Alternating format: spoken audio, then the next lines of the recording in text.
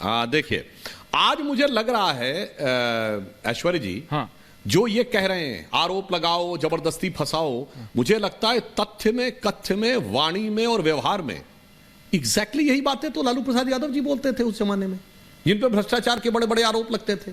जब करुणानिधि पे लगे थे वो भी यही बोलते थे। मुझे ऐसा लगता है कि जो भारत के तमाम बड़े भ्रष्ट नेता थे, जो शब्द बोलते थे, उनकी आत्मा अब आम आदमी पार्टी के अंदर प्रवेश कर गई, तो वो एग्जैक्टली वही भाव वही शब्दों में अभिव्यक्त करने लगे।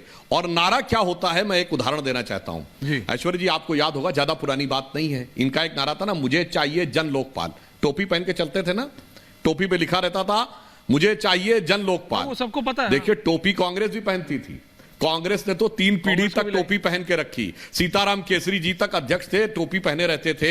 उसके बाद उन्होंने टोपी उतारी। ये तो 3 साल नहीं पहने, टोपी पहना दी जनता को। तो ले लीजिए, अपनी पार्टी के अंदर एक लोकपाल थे एडमिरल रामदास, उनको भी फेंक दिया।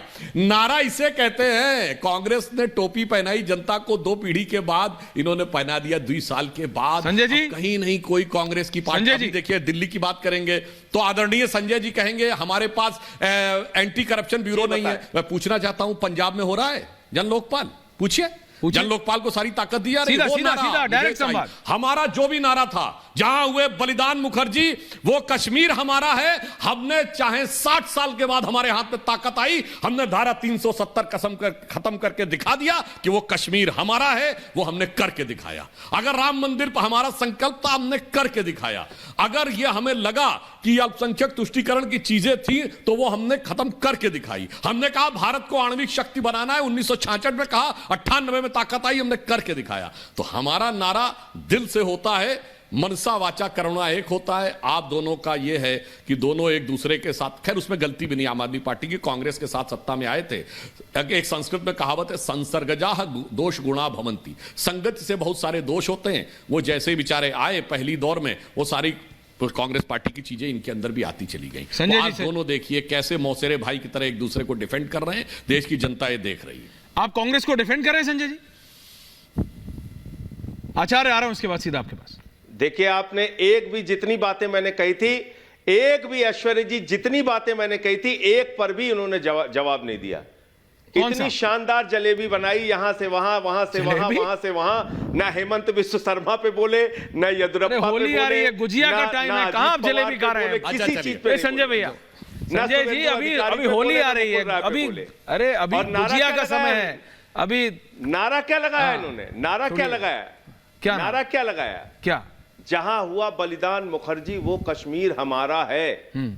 अरे भैया, कश्मीर कब आपका नहीं था? आप क्या मानते थे कश्मीर आपका नहीं है?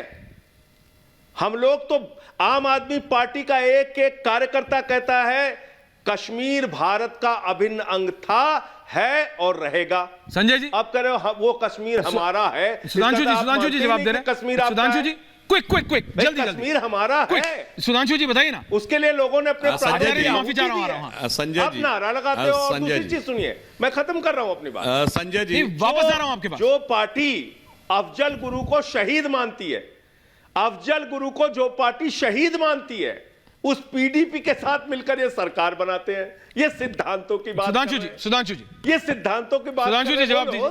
जो नारे से लेके पाकिस्तान के प्रधानमंत्री नवाज शरीफ के बर्थडे का केक काटने हमारे प्रधानमंत्री चले जाते हैं, नरेंद्र मोदी जी, जो पठानकोट में आईएसआई को बुलाकर हमारे शहीदों की जांच कराते हैं। ठीक, अब बताइए जवाब।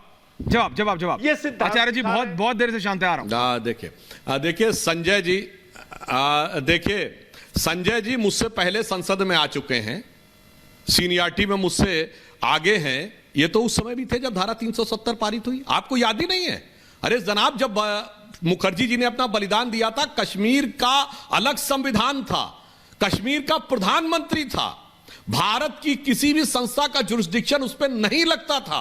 उसके बाद चुनाव आयोग और सर्वोच्च न्यायालय का जुरिस्डिक्शन शुरू हुआ, और धारा 370 के तहत यह था कि भारत की संसद का कोई भी प्रस्ताव तब तक नहीं लागू होगा कश्मीर में जब तक विधानसभा ना पारित करे। इसलिए कश्मीर कभी सेकुलर नहीं बना, क्योंकि 42वां संविधान संशोधन उन्होंने अडॉप्ट ही नहीं किया टोटल।